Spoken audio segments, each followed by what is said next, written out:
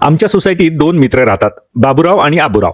दोघांचं वय जवळजवळ सारखंच, दोघंही निवृत्त, दोघांचं जेवणही जवळजवळ सारखंच. पण एक छोटा फरक आहे. जेवण झालं की बाबूराव थेट सोफ्यावर आडवे पसरतात, कधी मोबाईल टीव्ही पाहतात, कधी थोडी डुलकी घेतात. आणि दुसरीकडे आबूराव जेवणानंतर शांतपणे 15 मिनिटं चालायला जातात. आता या दोघांच्या शरीरात नेमकं काय घडतं ते पाहूया. जेवणानंतर अन्न पोटात गेलं की त्याचं ब्रेकडाऊन म्हणजे ते तुटून त्याचं ग्लुकोज किंवा साखर बनते आणि ती रक्तात मिसळते. तेव्हाच शरीर इन्सुलिन नावाचा हार्मोन सोडतं. इन्सुलिन म्हणजे रक्तातील साखर पेशींमध्ये ढकलणारी चावी.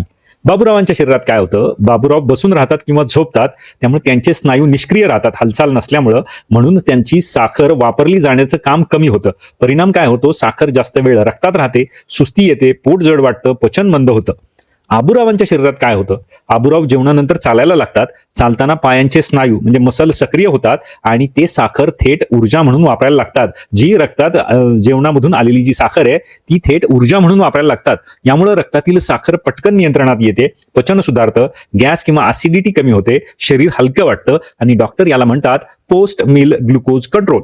याचा दीर्घकालीन परिणाम काय होतो? जर बाबूरावांसारखी सवय त्यांनी वर्षानुवर्ष चालू ठेवली तर त्यांच्या शरीरात इन्सुलिन रेझिस्टन्स वाढू शकतो. यामुळे पुढे टाईप 2 मधुमेह, वजन वाढ, हृदयविकार, फॅटी लिव्हर, सांधेदुखी यांचा धोका वाढतो. कारण शरीराला मिळालेली साखर ऊर्जा न बनता चरबीमध्ये साठायला लागते. पण आबूरावांची जी छोटी सवय आहे चालायची, ती दीर्घकाळात मोठा फायदा देते. त्यांची साखर नियंत्रणात राहते, वजन नियंत्रणात राहतं, हृदय निरोगी राहतं, पचन मजबूत राहतं, ऊर्जा टिकून राहते, म्हणजे वृद्धत्वाचा वेगही मंदावतो. आता प्रश्न आहे, हे कसं करायचं? शास्त्रीय पद्धतीने कसं करायचं? खूप सोपं आहे. जेवणानंतर 5 मिनिटांनी चालायला सुरुवात करा. 10 ते 15 मिनिटं हलक्या पद्धतीने चाला, म्हणजे खूप वेगाने चालू नका, धावू नका. हे एक्सरसाइज नाही, डायजेशन सपोर्ट आहे असं मानून चाला.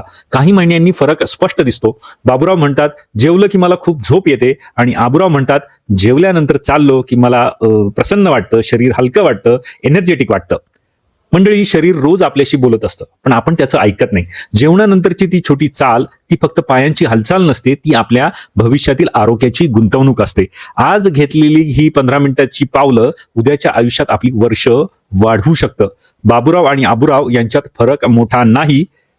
फरक जो असेल तर तो आहे फक्त दररोजची कोणत्याही जेवणानंतरची 15 मिनिटं चालण्याची सवय.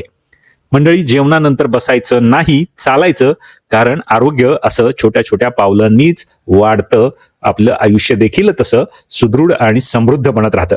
मंडळी, हा व्हिडिओ आवडल्यास नक्की लाईक करा, तो जास्तीत जास्त शेअर करा. तुम्ही जेवल्यानंतर काय करता, तुमचा तो अनुभव कमेंट रूपानं सांगा. आणि आपण गोल्ड एज ज्ञान या चॅनलवर नवीन असाल तर या चॅनलला नक्की सबस्क्राईब करा. धन्यवाद.